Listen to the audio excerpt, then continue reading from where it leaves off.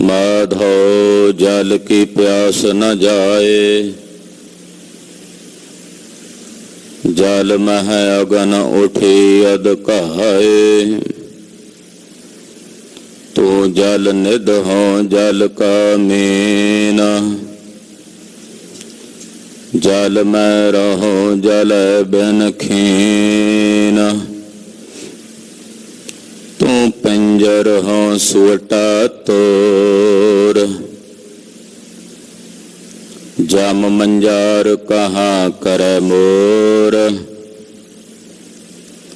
तू तरवर हो पंखी आहे, मंद भागी तेरो दर्शन नाहे। तू सतगुर हो नौ तन चेला, कह कबीर मिल अंत की बेला। तू सतगुर हो नौ तन चेला, कह कबीर मिल अंत की बेला। हम अवगुण भरे एक गुण नाही, अमृत छाड़ बिख बिख। माया मोह परम पै भूले, सुत दारा स्यों। एक उत्तम पंथ सुन्यो गुर संगत, तेह मिलंत जम त्रास। एक अरदास पाठ कीरत की, गुर रामदास। राखो शरणाई, कहो टल गुर सेविया, अहनस सहज सुभाए। दर्शन परसे गुरु का जन्म, मरण दुख जाए। सिफत संबंधी, नूर हर सह कुर सह चटे। डिठे सच्चे पातशाह, बाल जन्म जन्म दे कटे। जन सच्चा पातशाह, सिर साहद साहो। जिस पास बैठया सोहिया, सबना दावे साहो। सतनाम श्री वाहेगुरु साहेब जी। श्लोक महला पहला। दोए दीवे 14 हटनाले, जेते जी तेते वणजारे। दोए दीवे 14 हटनाले, जेते जी तेते वणजारे। खुले हट हो आवा पार, जो पहुँचा सो चलन हार। धर्म दलाल पाए निशान, नानक नाम लाहा परवान। घर आए वजे वधाए,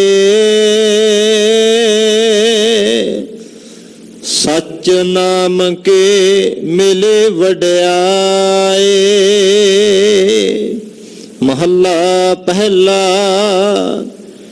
ਰਾਤੇ ਹੋਵਨ ਕਾਲਿਆ ਸੁਪੇਦਾ ਸੇਵਨ। ਦੇਹੋ ਬੱਗਾ ਤਪੈ ਕਣਾ ਕਾਲਿਆ ਕਾਲੇ ਵੰਨ। ਅੰਧੇ ਅਕਲੇ ਬਾਹਰੇ ਮੂਰਖ ਅੰਧ ਗਿਆਨ। ਨਾਨਕ ਨਦਰੇ ਬਾਹਰੇ ਕਬਹਿ ਨ ਪਾਵਹਿ ਮਾਨ। ਪੌੜੇ ਕਾਇਆ ਕੋਟ ਰਚਾਇਆ ਹਰ ਸੱਚਾ ਆਪੇ। ਇਕ ਦੂਜੈ ਭਾਏ ਖੁਆਏ ਅੰਨ ਹਉਮੈ ਵਿੱਚ ਵਿਆਪੇ। ਇਹੋ ਮਾਨਸ ਜਨਮ ਦੁਲੰਭ ਸਾ ਮਨ ਮੁਖ ਸੰਤਾਪੇ। ਜਿਸ ਆਪ ਬੁਝਾਏ ਸੋ ਬੁਝਸੇ ਜਿਸ ਸਤਿਗੁਰ ਥਾਪੇ। ਸਭ ਜਗ ਖੇਲ ਰਚਾਏ ਓਨ ਸਭ ਵਰਤੈ ਆਪੇ। ਜਿਸ ਆਪ ਬੁਝਾਏ ਸੋ ਬੁਝਸੇ ਜਿਸ ਸਤਿਗੁਰ ਥਾਪੇ। ਸਭ ਜਗ ਖੇਲ ਰਚਾਏ ਓਨ ਸਭ ਵਰਤੈ ਆਪੇ। ਵਾਹਿਗੁਰੂ ਜੀ ਕਾ ਖਾਲਸਾ ਵਾਹਿਗੁਰੂ ਜੀ ਕੀ ਫਤਿਹ। ਪਰਮ ਸਤਿਕਾਰਯੋਗ ਸਨਮਾਨਯੋਗ ਗੁਰੂ ਕੀ ਸਾਜੀ ਔਰ ਨਵਾਜੀ ਹੋਏ ਗੁਰੂ ਕਾ ਖਾਸ ਰੂਪ ਗੁਰੂ ਖਾਲਸਾ ਸਾਧ ਸੰਗਤ ਜੀਓ। ਧੰਤਾ ਦੇ ਪਾਤਰ ਹੋ ਕਿ ਅੰਮ੍ਰਿਤ ਵੇਲੇ ਤੋਂ ਦੀਨ ਦੁਨੀਆ ਦੇ ਮਾਲਕ ਸਰਬ ਸਾਂਝੀ ਵਾਲਤਾ ਦੇ ਸਾਂਝੇ ਰਹਿਬਰ ਕੜਯੁਗੀ ਜੀਵਾਂ ਦੇ ਉਧਾਰ ਕਰਤਾ ਸਤਿਗੁਰੂ ਸ੍ਰੀ ਗੁਰੂ ਗ੍ਰੰਥ ਸਾਹਿਬ ਜੀ ਮਹਾਰਾਜ ਜੀ ਦੀ ਪਾਵਨ ਪਵਿੱਤਰ ਹਜ਼ੂਰੀ 'ਚ ਹਾਜ਼ਰੀਆਂ ਭਰ ਕੇ ਆਪਣੇ ਜੀਵਨ ਦੀਆਂ ਘੜੀਆਂ ਗੁਰੂ ਲੇਖੇ ਲਾ ਕੇ ਸਫਲਾ ਔਰ ਸਕਾਰਥਾ ਕਰ ਰਹੇ ਹੋ। ਸਰਬਾਸਾ ਪੂਰਨ ਕਰਨੇ ਵਾਲੀ ਸ੍ਰੀ ਆਸਾ ਜੀ ਦੀ ਵਾਰ ਦੇ ਸ਼ਬਦ ਕੀਰਤਨ ਰਾਗੀ ਸਿੰਘਾਂ ਦੀ ਰਸਨਾ ਤੋਂ ਬਹੁਤ ਹੀ ਅਦਬ ਸਤਕਾਰ ਸ਼ਰਧਾ ਸਹਿਤ ਆਪ ਜੀ ਨੇ ਸਰਵਣ ਕੀਤੇ ਹਨ। ਸੋਹੀ ਦੀ ਅੰਮ੍ਰਿਤਵਾਰ ਚੋਂ ਅੱਜ ਦੇ ਪਾਵਨ ਪਵਿੱਤਰ ਸ੍ਰੀ ਮੁਖ ਵਾਕ ਦੀ ਦਾਤ ਸਾਨੂੰ ਸਾਰਿਆਂ ਨੂੰ ਪ੍ਰਾਪਤ ਹੋਈ ਹੈ। ਗੁਰੂ ਸ੍ਰੀ ਗੁਰੂ ਨਾਨਕ ਦੇਵ ਸਾਹਿਬ ਜੀ ਮਹਾਰਾਜ ਜੀ ਨੇ ਪਾਵਨ ਸ਼ਲੋਕ ਉਚਾਰਨ ਕੀਤੇ ਹਨ। ਪੌੜੀ ਤੀਸਰੇ ਗੁਰਦੇਵ ਜਗਤ ਗੁਰੂ ਸ੍ਰੀ ਗੁਰੂ ਅਮਰਦਾਸ ਸਾਹਿਬ ਜੀ ਮਹਾਰਾਜ ਜੀ ਨੇ ਉਚਾਰਨ ਕਰਕੇ ਬਖਸ਼ਿਸ਼ ਕੀਤੀ ਹੈ। ਆਓ ਗੁਰੂ ਪਾਤਸ਼ਾਹ ਦੇ ਪਰਮ ਪਵਿੱਤਰ ਪਾਵਨ ਚਰਨ ਕਮਲਾਂ ਦਾ ਆਸਰਾ ਆਪਣੇ ਹਿਰਦਿਆਂ 'ਚ ਧਾਰਨ ਕਰਦਿਆਂ ਆਪ ਦੇ ਜੀਵਨ ਤੇ ਰਸਨਾ ਦੇ ਕਲਿਆਣ ਨਮਿਤ ਆਖੀਏ ਜੀ ਸਤਨਾਮ ਸ਼੍ਰੀ ਵਾਹਿਗੁਰੂ ਸਾਹਿਬ ਜੀ। ਸਤਨਾਮ ਸ਼੍ਰੀ ਵਾਹਿਗੁਰੂ ਸਾਹਿਬ ਜੀ। ਸ਼ਲੋਕ ਮਹੱਲਾ ਪਹਿਲਾ। ਦੋਏ ਦੀਵੇ 14 ਹਟ ਨਾਲੇ। ਸ਼ਲੋਕ ਪਹਿਲੇ ਪਾਤਸ਼ਾਹ ਜਗਤ ਗੁਰੂ ਸ੍ਰੀ ਗੁਰੂ ਨਾਨਕ ਦੇਵ ਸਾਹਿਬ ਜੀ ਮਹਾਰਾਜ ਜੀ ਦਾ ਉਚਾਰਨ ਕੀਤਾ ਹੋਇਆ ਹੈ। ਦੋਏ ਦੀਵੇ 14 ਹਟ ਨਾਲੇ। ਪਾਤਸ਼ਾਹ ਦਾ ਫਰਮਾਨ ਹੈ ਕਿ ਸੰਸਾਰ 14 ਭਾਗਾਂ ਵਿੱਚ ਜਿਹੜਾ ਕਹਿੰਦੇ ਆ ਵੰਡਿਆ ਹੋਇਆ ਹੈ।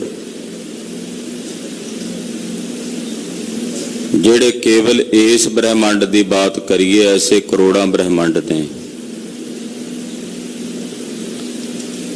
14 ਪੁਰੀਆਂ ਕਹੀਆਂ ਜਾਂਦੀਆਂ ਹਨ, 14 ਲੋਕ ਕਹੇ ਜਾਂਦੇ ਹਨ। ਇਹ ਬਾਜ਼ਾਰ ਹੈ। ਔਰ ਇਹਦੇ ਵਿੱਚ 2 ਦੀਵੇ ਨੇ, ਸੂਰਜ ਤੇ ਚੰਦਰਮਾ। ਜਿਵੇਂ ਕੋਈ ਦੁਕਾਨ ਹੁੰਦੀ ਹੈ, ਬਾਜ਼ਾਰ ਹੁੰਦਾ, ਤੇ ਬਾਜ਼ਾਰ ਦੇ ਵਿੱਚ ਰੋਸ਼ਨੀ ਦਾ ਪ੍ਰਬੰਧ ਵੀ ਕੀਤਾ ਜਾਂਦਾ। ਰੋਸ਼ਨੀ ਦਾ ਪ੍ਰਬੰਧ ਨਾ ਹੋਵੇ, ਉੱਥੇ ਆਦਾਨ ਪ੍ਰਦਾਨ ਨਹੀਂ ਹੋ ਸਕਦਾ, ਖਰੀਦੋ ਫਰੋਖਤ ਨਹੀਂ ਹੋ ਸਕਦੀ। ਤੋ ਪਾਰ ਬ੍ਰਹਮ ਪਰਮੇਸ਼ਰ ਨੇ ਜਿਹੜੇ ਸੰਸਾਰ ਦੀ ਸਿਰਜਣਾ ਕੀਤੀ ਹੈ, ਇਹਦੇ ਵਿੱਚ ਦੋ ਦੀਵਿਆਂ ਦਾ ਪ੍ਰਕਾਸ਼ ਕੀਤਾ। ਦਿਨ ਵੇਲੇ ਸੂਰਜ ਪ੍ਰਕਾਸ਼ ਕਰ ਰਿਹਾ, ਰਾਤਰੀ ਵੇਲੇ ਚੰਦਰਮਾ ਦਾ ਪ੍ਰਕਾਸ਼ ਹੈ। ਤੋ ਦੋਏ ਦੀਵੇ, ਇਹ ਦੋ ਦੀਵੇ ਨੇ। ਤਸਬੀਹ ਦਿੱਤੀ ਹੈ ਬਾਜ਼ਾਰ ਦੀ ਇਹ ਸੰਸਾਰ ਨੂੰ, ਕਿ ਇਹ ਸੰਸਾਰ ਇੱਕ ਬਾਜ਼ਾਰ ਹੈ। ਹਟ ਨਾਲੇ ਕਹੀਏ ਜਿੱਥੇ ਕਈ ਦੁਕਾਨਾਂ ਹੋਣ, ਕਈ ਦੁਕਾਨਾਂ ਦਾ ਸਮੁਦਾਇ ਹੋਵੇ, ਨੂੰ ਕਹਿ ਦਿੰਦੇ ਆ ਬਾਜ਼ਾਰ ਹੈ। ਤਾਂ ਇਹ ਸੰਸਾਰ ਇੱਕ ਬਾਜ਼ਾਰ ਹੈ, ਔਰ ਇਹਦੇ ਵਿੱਚ ਦੋ ਦੀਵੇ ਜਗ ਰਹੇ ਨੇ, ਸੂਰਜ ਤੇ ਚੰਦਰਮਾ। ਜਿਤੇ ਜੀ ਤੇ ਵਣਜਾਰੇ। ਇਹ ਸੰਸਾਰ ਰੂਪੀ ਦੁਕਾਨ ਵਿੱਚ ਜਿੰਨੇ ਵੀ ਅਸੀਂ ਜੀ ਹਾਂ, ਆਏ ਹਾਂ, ਸਭ ਵਣਜਾਰੇ ਨੇ, ਵਣਜ ਕਰਨ ਆਏ ਨੇ। ਸਾਰੇ ਵਣਜ ਕਰ ਰਹੇ ਨੇ, ਵਪਾਰ ਕਰ ਰਹੇ ਨੇ। ਇਹੀ ਇਹ ਸੰਸਾਰ ਦਾ ਵਿਧਾਨ ਹੈ। ਜੇਤੇ ਜੀ ਤੇ ਵਣਜਾਏ। ਆਪਾਂ ਸਾਰੇ ਵਣਜ ਕਰਨ ਆਏ ਹਾਂ ਇਸ ਸੰਸਾਰ ਵਿੱਚ। ਵਣਜ ਕਰੋ ਵਣਜਾਰੇ ਹੋ, ਪੱਖਰ ਲਿਹੋ ਸੰਭਾਲ। ਮਹਾਰਾਜ ਜੀ ਸਾਨੂੰ ਸਾਰਿਆਂ ਨੂੰ ਵਣਜਾਰੇ ਸ਼ਬਦ ਨਾਲ ਸੰਬੋਧਨ ਕਰਦਿਆਂ ਕਹਿੰਦੇ, ਵਣਜਾਰਿਓ, ਐ ਵਪਾਰ ਕਰਨ ਆਇਓ। ਸੱਚਾ ਜਿਹੜਾ ਵੱਖਰ ਹੈ ਪਰਮੇਸ਼ਰ ਦੇ ਨਾਮ ਧਨ ਦਾ, ਉਹਨੂੰ ਵਿਹਾਜੋ, ਉਹਨੂੰ ਇਕੱਤਰ ਕਰੋ। ਕੋਈ ਕੱਚ ਪਿੱਚ ਵਿਹਾਜ ਰਿਹਾ, ਕੋਈ ਕੁਝ ਵਿਹਾਜ ਰਿਹਾ। ਭਾਈ ਤੁਸੀਂ ਪਰਮੇਸ਼ਰ ਦਾ ਜਿਹੜਾ ਸੱਚਾ ਧਨ ਹੈ, ਉਸ ਦਾ ਵਣਜ ਕਰੋ, ਉਸ ਦਾ ਵਪਾਰ ਕਰੋ। ਤੋ ਗਰੀਬ ਨਵਾਜ ਸਾਹਿਬ ਸੱਚੇ ਪਾਤਸ਼ਾਹ ਕਹਿੰਦੇ, ਸੰਸਾਰ ਵਿੱਚ ਜਿਤਨੇ ਵੀ ਜੀ ਨੇ, ਇਹ ਸਾਰੇ ਵਣਜਾਰੇ ਹਨ, ਵਪਾਰ ਕਰਨ ਆਏ ਹੋਏ ਹਨ। ਖੁੱਲੇ ਹੱਟ ਹੋਆ ਵਪਾਰ। ਇਹ ਸੰਸਾਰ ਰੂਪੀ ਦੁਕਾਨ ਵਿਧਾਤੇ ਨੇ ਜਿਸ ਦਿਨ ਖੋਲੀ ਹੈ, ਉਸੇ ਦਿਨ ਤੋਂ ਵਪਾਰ ਚੱਲ ਰਿਹਾ ਹੈ। ਜਦੋਂ ਦੀ ਇਹ ਸ੍ਰਿਸ਼ਟੀ ਦੀ ਰਚਨਾ ਨਿਰੰਕਾਰ ਕਦੇ ਤਾਂ ਹੋਈ ਹੈ ਨਾ। ਇਹ ਗੱਲ ਵੱਖਰੀ ਹੈ ਕਿ ਸਾਨੂੰ ਇਸ ਦਾ ਗਿਆਨ ਨਹੀਂ ਕਿ ਕਿਹੜੀ ਤਾਰੀਖ ਸੀ, ਕਿਹੜਾ ਸੰਨ ਸੀ, ਕਿਹੜਾ ਸਮਾਂ ਸੀ। ਰਾਤ ਵੇਲੇ ਸ੍ਰਿਸ਼ਟੀ ਸਿਰਜੀ ਹੋਵੇਗੀ, ਦਿਨ ਦਾ ਸਮਾਂ ਸੀ, ਵਾਰ ਕਿਹੜਾ ਸੀ। ਪਰ ਫਿਰ ਵੀ ਜਦੋਂ ਇਹ ਸ੍ਰਿਸ਼ਟੀ ਦਾ ਸਭ ਤੋਂ ਪਹਿਲਾ ਦਿਨ ਹੋਵੇਗਾ, ਉਹ ਤਾਂ ਵਿਧਾਤੇ ਨੂੰ ਪਤਾ ਹੈ ਨਾ, ਪਰਮੇਸ਼ਰ ਨੂੰ ਪਤਾ। ਜਿਸ ਦਿਨ ਤੋਂ ਇਹ ਦੁਕਾਨ ਖੁੱਲੀ ਹੈ, ਉਸੇ ਦਿਨ ਤੋਂ ਹੀ ਵਪਾਰ ਸ਼ੁਰੂ ਹੋ ਗਿਆ। ਉਸੇ ਦਿਨ ਤੋਂ ਖੁੱਲੇ ਹੱਟ ਹੋਆ ਵਪਾਰ। ਜਿਸ ਦਿਨ ਤੋਂ ਇਹ ਹੱਟ ਖੁੱਲਾ, ਉਸੇ ਦਿਨ ਤੋਂ ਹੀ ਵਪਾਰ ਚੱਲ ਰਿਹਾ ਹੈ। ਅਨੇਕਾਂ ਜੀਵ ਆ ਰਹੇ ਨੇ, ਜਾ ਰਹੇ ਨੇ। ਹਾਂਜੀ, ਜੋ ਪਹੁੰਚੈ ਸੋ ਚੱਲਣ ਹਾਰ। ਸੰਸਾਰ ਰੂਪੀ ਇਸ ਦੁਕਾਨ ਵਿੱਚ ਜਿਹੜਾ ਵੀ ਪਹੁੰਚਿਆ, ਉਹਨੇ ਸੰਸਾਰ ਤੋਂ ਚੱਲਣਾ ਹੈ, ਉਸਨੇ ਸੰਸਾਰ ਤੋਂ ਜਾਣਾ। ਕੋਈ ਵੀ ਇੱਥੇ ਸदैवी ਥਿਰ ਨਹੀਂ। ਮਤਾ ਕਿਸੇ ਦੇ ਮਨ 'ਚ ਭਰਮ ਹੋਵੇ ਕਿ ਸਾਡਾ ਟਿਕਾਣਾ ਇੱਥੇ ਸਥਿਰ ਹੈ, ਸदैवी ਹੈ। ਪਾਤਸ਼ਾਹ ਦੇ ਬਚਨ ਨੇ, ਜੋ ਦਿਨ ਆਵੈ ਸੋ ਦਿਨ ਜਾਹੀ, ਕਰਨਾ ਕੂਚ ਰਹਿਣ ਥਿਰ ਨਾਹੀ। ਸੰਗ ਚਲਤ ਹੈ ਹਮ ਭੀ ਚਲਨਾ, ਦੂਰ ਗਗਨ ਸਰੀ ਉੱਪਰ ਮਰਨਾ। ਜਿਹੜਾ ਵੀ ਜੀਵ ਇਸ ਸੰਸਾਰ ਦੇ ਵਿੱਚ ਪਹੁੰਚਿਆ ਹੈ, ਆਇਆ ਹੈ, ਉਸਨੇ ਸੰਸਾਰ ਰੂਪੀ ਸੁਹਾਵਣੇ ਬਾਗ ਨੂੰ ਛੱਡ ਕੇ ਜਾਣਾ ਹੀ ਜਾਣਾ ਹੈ। ਜਾਂ ਰਹਿਣਾ ਨਾਹੀ ਐਤ ਜਗ, ਇਹੀ ਸੰਸਾਰ ਦੀ ਸੱਚਾਈ ਹੈ। ਤਾਂ ਕਾਇਤ ਗਾਰ ਵਹੰਡੀ ਹੈ, ਫਿਰ ਕਾਹਦਾ ਹੰਕਾਰ ਕਰਨਾ, ਕਾਹਦੀ ਹੈਂਕੜ ਕਰਨੀ। ਇਸ ਕਰਕੇ ਗੁਰਦੇਵ ਕਹਿੰਦੇ, ਸੰਸਾਰ ਵਿੱਚ ਜੋ ਪਹੁੰਚਿਆ ਹੈ, ਉਸਨੇ ਸੰਸਾਰ ਨੂੰ ਛੱਡ ਕੇ ਜਾਣਾ, ਚੱਲਣ ਹਾਰਾ ਕਹੀਏ ਜਾਣਾ ਹੈ। ਧਰਮ ਦਲਾਲ ਪਾਏ ਨਿਸ਼ਾਨ। ਜਿਹੜਾ ਧਰਮ ਰਾਜਾ ਹੈ ਨਾ, ਇਹ ਦਲਾਲ ਹੈ। ਇਹ ਜੀਵ ਦੇ ਕੀਤੇ ਸ਼ੁਭ ਤੇ ਅਸ਼ੁਭ ਕਰਮਾਂ ਦੇ ਮੁਤਾਬਕ ਇਹਦੇ ਮੱਥੇ ਤੇ ਲੇਖ ਪਾਈ ਜਾਂਦਾ ਨਾਲੋਂ ਨਾਲ। ਕਿ ਇਹਨੇ ਜਿਹੜਾ ਸੌਦਾ ਵਿਹਾਜਿਆ ਹੈ ਉਹ ਖੋਟਾ ਹੈ ਕਿ ਖਰਾ ਹੈ, ਉਹਨੇ ਨਾਲੋਂ ਨਾਲ ਹਿਸਾਬ ਕਿਤਾਬ ਕਰੀ ਜਾਣਾ। ਜਿਹੜਾ ਧਰਮ ਹੈ, ਧਰਮ ਦਾ ਇੱਥੇ ਮਹਾਂਪੁਰਸ਼ਾਂ ਨੇ ਅਰਥ ਕੀਤਾ ਧਰਮ ਰਾਜਾ। ਲੇਖਾ ਜੋਖਾ ਤਾਂ ਉਸੇ ਦੇ ਹੱਥ ਵਿੱਚ ਹੈ ਨਾ। ਰੱਬ ਦੇ ਪਿਆਰਿਆਂ ਵਾਸਤੇ ਧਰਮ ਰਾਜਾ ਨਹੀਂ, ਉਹਨਾਂ ਵਾਸਤੇ ਨਹੀਂ ਹੈ ਧਰਮ ਰਾਏ, ਕਿਉਂਕਿ ਉਹਨਾਂ ਦਾ ਲੇਖਾ ਨਿਬੜ ਗਿਆ। ਪਰ ਜਿਹੜਾ ਦਾ ਲੇਖਾ ਨਹੀਂ ਨਿਬੜਿਆ ਉਹਨਾਂ ਵਾਸਤੇ ਤਾਂ ਧਰਮ ਰਾਏ ਹੈ ਨਾ।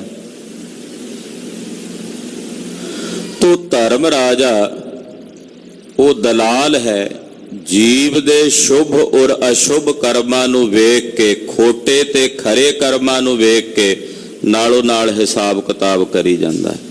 ਉਹਦਾ ਜਿਹੜਾ ਨਿਸ਼ਾਨ ਹੈ, ਨਿਸ਼ਾਨ ਕਹਿੰਦੇ ਨੇ ਲੇਖ ਨੂੰ, ਉਹਦਾ ਜਿਹੜਾ ਲੇਖਾ ਜੋਖਾ ਹੈ, ਲੇਖ ਹੈ, ਉਹ ਧਰਮ ਰਾਜਾ ਨਾਲੋਂ ਨਾਲ ਪਾਈ ਜਾਂਦਾ ਹੈ। ਨਾਨਕ ਨਾਮ ਲਾਹਾ ਪਰਵਾਣ। ਧੰਨ ਸ੍ਰੀ ਗੁਰੂ ਨਾਨਕ ਦੇਵ ਸਾਹਿਬ ਜੀ ਫਰਮਾਉਂਦੇ ਨੇ, ਜਿਹੜੇ ਪਰਮੇਸ਼ਰ ਦਾ ਨਾਮ ਜਪਦੇ ਨੇ, ਨਿਰੰਕਾਰ ਦੇ ਨਾਮ ਦੀ ਆਰਾਧਨਾ ਕਰਦੇ ਨੇ, ਉਹ ਇਸ ਮਾਤ ਲੋਕ ਦੀ ਧਰਤੀ ਤੇ ਆ ਕੇ ਅਸਲ ਵਿੱਚ ਲਾਹਾ ਖੱਟ ਕੇ ਵਾਹਿਗੁਰੂ ਦੀ ਦਰਗਾਹ 'ਚ ਪ੍ਰਵਾਨ ਹੋ ਜਾਂਦੇ ਨੇ। ਉਹ ਪਰਵਾਨੇ ਜਾਂਦੇ ਹਨ। ਆਏ ਤੇ ਪ੍ਰਵਾਨ ਪਏ ਹੈ, ਉਹ ਆਏ ਹੋਏ ਸੰਸਾਰ ਦੇ ਵਿੱਚ ਪ੍ਰਵਾਨ ਹੋ ਗਏ ਨੇ। ਜੋ ਇਹ ਸੰਸਾਰ ਦੇ ਵਿੱਚ ਨਿਰੰਕਾਰ ਵਾਹਿਗੁਰੂ ਵਿਧਾਤੇ ਦੇ ਅੰਮ੍ਰਿਤ ਨਾਮ ਦਾ ਲਾਹਾ ਪ੍ਰਾਪਤ ਕਰਦੇ ਹਨ। ਘਰ ਆਏ ਵਜੀ ਵਧਾਏ। ਉਹ ਆਪਣੇ ਨਿਜ ਘਰ ਵਿੱਚ ਆ ਗਏ। ਜਦੋਂ ਆਪਣੇ ਨਿਜ ਘਰ ਵਿੱਚ ਆ ਗਏ ਫਿਰ ਵਧਾਈਆਂ ਵੱਜੀਆਂ, ਫਿਰ ਵਧਾਈਆਂ ਵੱਜੀਆਂ, ਫਿਰ ਤਾਂ ਮਨ ਵਜੀਆਂ ਵਧਾਈਆਂ ਵਾਲੀ ਖੇਡ ਪ੍ਰਾਪਤ ਹੋਈ ਜਦੋਂ ਨਿਜ ਘਰ ਵਿੱਚ ਆ ਗਏ। ਰਾਗ ਰਤਨ ਪਰਿਵਾਰ ਭਰੀਆਂ, ਸ਼ਬਦ ਗਾਵਣ ਆਈਆਂ ਦੀ ਸਾਰੀ ਖੇਡ ਅੰਦਰ ਹੀ ਵਰਤਣ ਲੱਗ ਪੈਂਦੀ। ਮਨ ਵਜੀਆਂ ਵਧਾਈਆਂ, ਫਿਰ ਤਾਂ ਹਿਰਦੇ ਵਿੱਚ ਹੀ ਵਧਾਈਆਂ ਵੱਜਣ ਲੱਗ ਪੈਂਦੀਆਂ ਹਨ। ਜਦੋਂ ਇਹ ਮਨ ਬਾਹਰੋਂ ਭਟਕਦਾ ਭਟਕਦਾ ਭਰਮਦਾ ਥੱਕ ਕੇ ਹਾਰ ਕੇ ਨਿਜ ਘਰ ਵਿੱਚ ਆ ਕੇ ਟਿਕ ਜਾਂਦਾ। ਹਿਰਣ ਹੁੰਦਾ ਨਾ, ਹਿਰਣ ਦੀ ਨਾਭੀ 'ਚ ਕਸਤੂਰੀ, ਉਹਨੂੰ ਉਸ ਕਸਤੂਰੀ ਦੀ ਸੁਗੰਧੀ ਆਉਂਦੀ ਹੈ। ਉਸ ਕਸਤੂਰੀ ਦੀ ਸੁਗੰਧੀ ਨੂੰ ਸੁੰਘ ਕੇ ਉਹ ਫਾਵਾ ਹੋ ਜਾਂਦਾ ਹੈ ਤੇ ਭਟਕਦਾ ਵੀ ਆ ਕਿੱਥੋਂ ਰਹੀ ਹੈ, ਇਹ ਸੁਗੰਧੀ ਮਿਲ ਕਿੱਥੋਂ ਰਹੀ ਹੈ। ਗੰਦੇ ਛੱਪੜਾਂ ਵਿੱਚ, ਟੋਇਆਂ ਵਿੱਚ ਜਾ ਜਾ ਕੇ ਮੂੰਹ ਮਾਰਦਾ ਵੀ ਸ਼ਾਇਦ ਇੱਥੋਂ ਆ ਰਹੀ। ਭਰਮਦਾ ਭਟਕਦਾ ਥੱਕ ਕੇ ਜਦੋਂ ਬਹਿ ਜਾਂਦਾ ਹੈ ਤੇ ਆਪਣਾ ਮੂੰਹ ਆਪਣੀ ਪੇਟ ਦੀ ਨਾਭੀ ਦੇ ਕੋਲ ਲੈ ਕੇ ਜਾਂਦਾ ਹੈ। ਉਹ ਸੁਗੰਧੀ ਉਹਨੂੰ ਉੱਥੋਂ ਆਉਣੋਂ ਸ਼ੁਰੂ ਹੁੰਦੀ ਹੈ ਤੇ ਫਿਰ ਐਨ ਟਿਕ ਕੇ ਸ਼ਾਂਤ ਹੋ ਕੇ ਉਸ ਸੁਗੰਧੀ ਨੂੰ ਮਾਣਦਾ ਹੈ। ਇਹੀ ਹਾਲਤ ਮਨੁੱਖ ਦੀ। ਮਾਨਸੀ ਮਨ ਸੋਚਦਾ ਹੈ ਕਿ ਸ਼ਾਇਦ ਇਹ ਸੁੱਖ ਤੇ ਆਨੰਦ ਬਾਹਰਲੇ ਇਹਨਾਂ ਪਦਾਰਥਾਂ ਵਿੱਚ ਹਨ। ਉਸ ਆਨੰਦ ਨੂੰ ਮਾਣਨ ਲਈ ਭਟਕਦਾ ਹੈ, ਭਰਮਦਾ ਹੈ। ਕਈ ਥਾਵਾਂ ਤੇ ਭਟਕਦਾ ਭਰਮਦਾ ਹੰਬ ਕੇ ਥੱਕ ਕੇ ਜਦੋਂ ਆਪਣੇ ਨਿਜ ਘਰ ਵਿੱਚ ਆ ਕੇ ਟਿਕਦਾ ਹੈ, ਉੱਥੇ ਆ ਕੇ ਫਿਰ ਇਸ ਨੂੰ ਪਰਮ ਆਨੰਦ ਦੀ ਪ੍ਰਾਪਤੀ ਹੋ ਜਾਂਦੀ ਹੈ। ਔਰ ਇਹ ਹੁੰਦਾ ਹੈ ਸਿਮਰਨ ਨਾਲ, ਇਹ ਹੁੰਦਾ ਸਾਧਨਾ ਨਾਲ, ਇਹ ਹੁੰਦਾ ਪਰਮੇਸ਼ਰ ਦੀ ਬੰਦਗੀ ਨਾਲ। ਜਦੋਂ ਆਪਣੇ ਨਿਜ ਘਰ ਵਿੱਚ ਆ ਗਏ ਤਾਂ ਮਹਾਰਾਜ ਜੀ ਕਹਿੰਦੇ ਹੁਣ ਉੱਥੇ ਵਜੀ ਵਧਾਈ। ਘਰ ਆਏ ਵਜੀ ਵਧਾਈ। ਜਦੋਂ ਘਰ ਆਏ ਤੇ ਹਿਰਦੇ ਰੂਪੀ ਘਰ ਦੇ ਵਿੱਚ ਵਧਾਈਆਂ ਵੱਜਣ ਲੱਗੀਆਂ। ਸੱਚ ਨਾਮ ਕੇ ਮਿਲੇ ਵਡਿਆਏ। ਨਿਰੰਕਾਰ ਅਕਾਲ ਪੁਰਖ ਵਾਹਿਗੁਰੂ ਪਾਰ ਬ੍ਰਹਮ ਪਰਮੇਸ਼ਰ ਦੇ ਸੱਚੇ ਨਾਮ ਦੀ ਵਡਿਆਈ ਸਾਨੂੰ ਪ੍ਰਾਪਤ ਹੋ ਗਈ ਹੈ। ਅਕਾਲ ਪੁਰਖ ਜੀ ਦੇ ਅੰਮ੍ਰਿਤ ਨਾਮ ਦੀ ਦਾਤ ਪ੍ਰਾਪਤ ਕਰਕੇ ਉਸੇ ਦੀ ਵਡਿਆਈ ਸਾਨੂੰ ਪ੍ਰਾਪਤ ਹੋਈ ਹੈ। ਮਹੱਲਾ ਪਹਿਲਾ। ਰਾਤੇ ਹੋਵਨ ਕਾਲਿਆ ਸੁਪੇਦਾ ਸੇਵਨ। ਰਾਤਾਂ ਕਾਲੀਆਂ ਹੁੰਦੀਆਂ, ਕਾਲੀਆਂ ਰਾਤਾਂ ਵਿੱਚ ਪਏ ਚਿੱਟੇ ਰੰਗ ਦੇ ਪਦਾਰਥ ਚਿੱਟੇ ਹੀ ਰਹਿੰਦੇ ਨੇ, ਉਹ ਕਾਲੇ ਨਹੀਂ ਹੋ ਜਾਂਦੇ। ਰਾਤਾਂ ਕਾਲੀਆਂ ਨੇ, ਹਨੇਰਾ ਕਾਲਾ ਹੈ। ਕਾਲੇ ਹਨੇਰੇ ਵਿੱਚ ਪਈ ਹੋਈ ਕੋਈ ਚਿੱਟੀ ਵਸਤੂ ਉਹ ਕਾਲੀ ਨਹੀਂ ਹੋ ਜਾਂਦੀ, ਉਹ ਚਿੱਟੀ ਰਹਿੰਦੀ ਹੈ। ਇਸੇ ਤਰ੍ਹਾਂ ਮਨਮੁਖ ਸਾਕਤ ਤੇ ਦੁਰਜਨ ਲੋਕ ਕਾਲੀਆਂ ਰਾਤਾਂ ਦੇ ਸਮਾਨ ਹਨ। ਰੱਬ ਦੇ ਪਿਆਰੇ ਮਹਾਂਪੁਰਸ਼ ਮਹਾਤਮਾ ਸਾਧੂ ਉਜਵਲ ਰੰਗ ਵਾਲੇ, ਚਿੱਟੇ ਰੰਗ ਵਾਲੇ ਨੇ। ਜੇ ਕਿਤੇ ਉਹਨਾਂ ਸਾਕਤਾਂ ਦੇ ਸੰਗ ਵਿੱਚ ਉਹ ਚਲੇ ਵੀ ਜਾਣ ਤਾਂ ਉੱਥੇ ਜਾ ਕੇ ਵੀ ਉਹ ਚਿੱਟੇ ਤੇ ਉਜਵਲ ਹੀ ਰਹਿੰਦੇ ਨੇ। ਉਹਨਾਂ ਦੀ ਸੰਗਤ ਕਰਕੇ ਉਹ ਕਾਲੇ ਨਹੀਂ ਹੋ ਜਾਂਦੇ, ਉਹਨਾਂ ਵਰਗੇ ਨਹੀਂ ਹੋ ਜਾਂਦੇ। ਉੱਥੇ ਜਾ ਕੇ ਵੀ ਉਜਵਲ ਹੀ ਰਹਿੰਦੇ ਆ। ਭਗਤ ਜੀ ਨੇ ਬੜੀ ਸੁੰਦਰ ਉਦਾਹਰਣ ਦਿੱਤੀ ਹੈ। ਉਹ ਕਹਿੰਦੇ ਸੰਤ ਜਨ ਆਪਣੀ ਸੰਤਗੀਰੀ ਨੂੰ ਨਹੀਂ ਤਿਆਗਦੇ, ਭਾਵੇਂ ਕਰੋੜਾਂ ਅਸੰਤ ਤੇ ਠੱਗ ਉਹਨਾਂ ਨੂੰ ਮਿਲ ਜਾਣ। ਕਿਵੇਂ? ਜਿਵੇਂ ਚੰਦਨ ਆਪਣੀ ਸ਼ੀਤਲਤਾ ਨਹੀਂ ਛੱਡਦਾ, ਭਾਵੇਂ ਉਹਨੂੰ ਲੱਖਾਂ ਸੱਪਾਂ ਨੇ ਬਲੇਡੇ ਮਾਰੇ ਹੋਣ। ਇਸੇ ਤਰ੍ਹਾਂ ਰੱਬ ਦੇ ਪਿਆਰੇ ਜੇ ਦੁਰਜਨਾਂ ਦੇ ਸੰਗ 'ਚ ਚਲੇ ਵੀ ਜਾਣ ਕਿਤੇ, ਤਾਂ ਉਹਨਾਂ ਦੀ ਸੰਗਤ ਵਿੱਚ ਜਾ ਕੇ ਵੀ ਉਹ ਉਜਵਲ ਹੀ ਰਹਿੰਦੇ ਹਨ। ਦੇਹੋ ਬੱਗਾ ਤਪੈ ਕਣਾ, ਕਾਲਿਆ ਕਾਲੇ ਵੰਨ। ਦਿਨ ਚਿੱਟਾ ਹੈ ਤੇ ਬੱਗਾ ਕਹੀਏ, ਚਿੱਟਾ ਦਿਨ ਹੈ, ਤਪਦਾ ਹੈ, ਕਣਾ ਉਜਵਲ ਹੈ। ਐ ਚਿੱਟਾ ਦਿਨ ਚੜਿਆ ਹੋਇਆ। ਇਸ ਚੜੇ ਹੋਏ ਚਿੱਟੇ ਦਿਨ ਵਿੱਚ ਪਈਆਂ ਹੋਈਆਂ ਕਾਲੀਆਂ ਵਸਤੂਆਂ ਕੀ ਇਸ ਚਟਿਆਈ ਨਾਲ ਚਿੱਟੀਆਂ ਹੋ ਜਾਣਗੀਆਂ? ਨਹੀਂ। ਉਹ ਪਏ ਹੋਏ ਪਦਾਰਥ ਜਿਹੜੇ ਕਾਲੇ ਨੇ, ਉਹ ਕਾਲੇ ਹੀ ਰਹਿੰਦੇ ਆ, ਭਾਵੇਂ ਚੜੇ ਹੋਏ ਇਸ ਚਿੱਟੇ ਦਿਨ ਦੇ ਵਿੱਚ ਉਹਨਾਂ ਦੀ ਰੌਸ਼ਨੀ ਉਹਨਾਂ ਕਾਲੇ ਪਦਾਰਥਾਂ ਤੇ ਪੈਂਦੀ ਹੋਵੇ। ਇਨ ਬਿਨ ਸਾਕਤ ਔਰ ਦੁਰਜਨ ਮਨੁੱਖ ਅਗਰ ਸਤ ਸੰਗਤ ਵਿੱਚ ਚਲੇ ਵੀ ਜਾਣ, ਸਤਪੁਰਸ਼ਾਂ ਦੀ ਸੰਗਤ ਵਿੱਚ ਚਲੇ ਵੀ ਜਾਣ, ਉੱਥੇ ਜਾ ਕੇ ਵੀ ਉਹ ਕਾਲੇ ਹੀ ਰਹਿੰਦੇ ਨੇ। ਉਹਨਾਂ ਤੇ ਸਤਪੁਰਸ਼ਾਂ ਦੀ, ਸਾਧੂ ਦੀ ਸੰਗਤ ਦਾ ਕੋਈ ਅਸਰ ਨਹੀਂ ਹੁੰਦਾ। ਜਿਵੇਂ ਕਿ ਬਾਂਸ ਚੰਦਨ ਦੀ ਜੜ ਵਿੱਚ ਉੱਗ ਕੇ ਵੀ ਚੰਦਨ ਵਰਗੇ ਗੁਣ ਤੇ ਚੰਦਨ ਜੈਸੀ ਸੁਗੰਧੀ ਉਹ ਬਾਂਸ ਦੇ ਬੂਟੇ ਵਿੱਚ, ਬਾਂਸ ਦੇ ਦਰਖਤ ਵਿੱਚ ਨਹੀਂ ਆਉਂਦੀ। ਕਿਉਂਕਿ ਸਾਖਤਾਂ ਨੇ ਤਾਂ ਸਤਪੁਰਸ਼ਾਂ ਦੀ ਸੰਗਤ ਵਿੱਚ ਵੀ ਜਾ ਕੇ ਕਿੰਤੂ ਪਰੰਤੂ ਕਰਨੇ। ਉਹਨੇ ਤੇ ਉੱਥੇ ਜਾ ਕੇ ਵੀ ਵਹਿਮ ਭਰਮ 'ਚ ਪਏ ਰਹਿਣਾ। ਸਾਧ ਸੰਗਤ ਵਿੱਚ ਆ ਜਾਵੇ ਤਾਂ ਮਸਾਂ ਉਹ ਟਾਈਮ ਪਾਸ ਕਰਦਾ ਵੀ ਕਿਹੜੇ ਵੇਲੇ ਡੰਗ ਟੱਪੇ ਤੇ ਜਾਵਾਂ, ਕਿਤੇ ਮਜਬੂਰੀ ਵਸ ਆਉਣਾ ਵੀ ਪੈ ਜਾਏ, ਰਿਸ਼ਤੇਦਾਰਾਂ ਨੂੰ ਖੁਸ਼ ਕਰਨ ਲਈ, ਸੰਬੰਧੀਆਂ ਨੂੰ ਖੁਸ਼ ਕਰਨ ਲਈ। ਤੋ ਭੱਦੇ ਤੇ ਸਾਖਤ ਮਨੁੱਖ ਸਤ ਸੰਗੀਆਂ ਦੀ ਸੰਗਤ ਵਿੱਚ ਜਾ ਕੇ ਵੀ ਉਸੇ ਤਰ੍ਹਾਂ ਹੀ ਰਹਿੰਦੇ ਆ, ਕਿਉਂਕਿ ਉਹਨਾਂ ਨੇ ਆਪਣੀ ਫਿਤਰਤ ਨਹੀਂ ਛੱਡਣੀ, ਉਹਨਾਂ ਨੇ ਆਪਣਾ ਸੁਭਾਅ ਨਹੀਂ ਛੱਡਣਾ। ਅੰਧੇ ਅਕਲੀ ਬਾਹਰ, ਮੂਰਖ ਅੰਧ ਗਿਆਨ। ਅੰਨੇ ਹਨ, ਉਹ ਅਕਲ ਤੋਂ ਬਾਹਰੇ ਹਨ, ਮੂਰਖ ਹਨ, ਔਰ ਉਹਨਾਂ ਦੇ ਅੰਦਰ ਕੇਵਲ ਅੰਨਾ ਅਗਿਆਨ ਭਰਿਆ ਹੋਇਆ ਹੈ। ਨਾਨਕ ਨਦਰੇ ਬਾਹਰੇ, ਕਬਹਿ ਨ ਪਾਵਹਿ ਮਾਨ। ਧੰਨ ਸ਼੍ਰੀ ਗੁਰੂ ਨਾਨਕ ਦੇਵ ਸਾਹਿਬ ਸੱਚੇ ਪਾਤਸ਼ਾਹ ਜੀ ਫਰਮਾਉਂਦੇ ਨੇ, ਜਿਹੜੇ ਪਰਮੇਸ਼ਰ ਦੀ ਨਜ਼ਰ ਤੋਂ ਬਾਹਰੇ ਹਨ, ਉਹ ਕਦੇ ਵੀ ਵਾਹਿਗੁਰੂ ਦੀ ਦਰਗਾਹ ਵਿੱਚ ਮਾਣ ਨਹੀਂ ਪਾਉਂਦੇ। ਨਿਰੰਕਾਰ ਦੀ ਨਜ਼ਰ ਤੋਂ ਬਾਹਰੇ ਕਦੇ ਵੀ ਵਾਹਿਗੁਰੂ ਪਰਮੇਸ਼ਰ ਦੇ ਘਰ ਦੇ ਵਿੱਚ ਮਾਣ ਨਹੀਂ ਪਾਉਂਦੇ। ਔੜੇ ਕਾਇਆ ਕੋਟ ਰਚਾਇਆ, ਹਰ ਸੱਚਾ ਆਪੇ। ਪੌੜੀ ਮਹਾਰਾਜ ਤੀਸਰੇ ਗੁਰਦੇਵ ਉਚਾਰਦੇ ਹਨ। ਪਾਤਸ਼ਾਹ ਕਹਿੰਦੇ ਕਾਇਆ ਦਾ ਇਹ ਕੋਟ, ਸਰੀਰ ਦਾ ਇਹ ਕਿਲਾ ਪਰਮੇਸ਼ਰ ਦਾ ਰਚਿਆ ਹੋਇਆ ਹੈ। ਇਹ ਕਿਲਾ ਹੀ ਹੈ, ਨਿਰੰਕਾਰ ਦੀ ਰਚੀ ਹੋਈ ਹੈ। ਜਿਹੜੀ ਰਚਨਾ ਹੈ ਨਾ ਕਾਇਆ ਦੀ, ਬੜੀ ਅਚਰਜ ਹੈ। ਇਹਦੇ ਚ ਨਿਰੰਕਾਰ ਵਾਹਿਗੁਰੂ ਪਰਮੇਸ਼ਰ ਨੇ ਪੂਰਾ ਬ੍ਰਹਿਮੰਡ ਪਾ ਦਿੱਤਾ ਹੈ। ਪੂਰਾ ਬ੍ਰਹਿਮੰਡ ਇਸ ਪਿੰਡੇ ਵਿੱਚ ਹੈ, ਇਸ ਕਾਇਆ ਵਿੱਚ ਹੈ। ਦੁਨੀਆ ਦਾ ਵੱਡੇ ਤੋਂ ਵੱਡਾ ਕਾਰੀਗਰ ਐਸੀ ਰਚਨਾ ਨਹੀਂ ਰਚ ਸਕਦਾ। ਜੋ ਨਿਰੰਕਾਰ ਨੇ ਰਚ ਦਿੱਤੀ। ਕਾਇਆ ਦਾ ਇਹ ਕਿਲਾ ਹਰੀ ਸੱਚੇ ਨੇ ਆਪ ਰਚਿਆ ਹੈ। ਇਕ ਦੂਜੈ ਭਾਏ ਖੁਆਏ ਅਨ ਹਉ ਮੈਂ ਵਿੱਚ ਵਿਆਪੇ। ਇੱਕ ਉਹ ਨੇ ਜਿਹੜੇ ਦੂਜੇ ਭਾਵ ਵਿੱਚ ਦੁਬਦਾ ਵਿੱਚ ਲੱਗੇ ਹੋਏ, ਦਵੈਸ਼ ਵਿੱਚ ਲੱਗੇ ਹੋਏ ਆਪਣਾ ਸਭ ਕੁਝ ਖੁਆ ਲੈਂਦੇ ਆ, ਗਵਾ ਲੈਂਦੇ ਆ, ਪਰ ਉਹਨਾਂ ਨੂੰ ਕੇਵਲ ਹਉ ਮੈਂ ਵਿਆਪੀ ਰਹਿੰਦੀ। ਹਉ ਮੈਂ ਵਿੱਚ ਵਿਆਪੇ, ਹਉ ਮੈਂ ਵਿੱਚ ਹੀ, ਹੰਕਾਰ ਵਿੱਚ ਹੀ। ਉਹ ਕਹਿੰਦੇ ਬਸ ਮੈਂ ਹੀ ਹਾਂ, ਮੈਂ ਹੀ ਭਇਓ ਜਗਤ ਕੋ ਕਰਤਾ ਆਪੇ ਬ੍ਰਹਮ ਕਹਾਏ। ਮੈਂ ਹੀ ਹਾਂ ਜਗਤ ਦਾ ਕਰਤਾ, ਮੈਂ ਹੀ ਹਾਂ ਰੱਬ।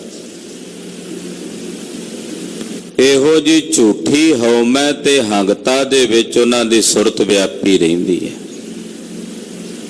ਜਿਸ ਕਰਕੇ ਹਉਮੈ ਦੇ ਉਸ ਹੰਕਾਰ ਦੀ, ਹੈਂਕੜ ਦੀ ਬੋ ਕਰਕੇ, ਬਦਬੂ ਕਰਕੇ ਉਹਨਾਂ ਅੰਦਰ ਪਰਮੇਸ਼ਰ ਦੀ ਭਗਤੀ ਦੀ ਸੁਗੰਧੀ ਪੈਦਾ ਨਹੀਂ ਹੁੰਦੀ।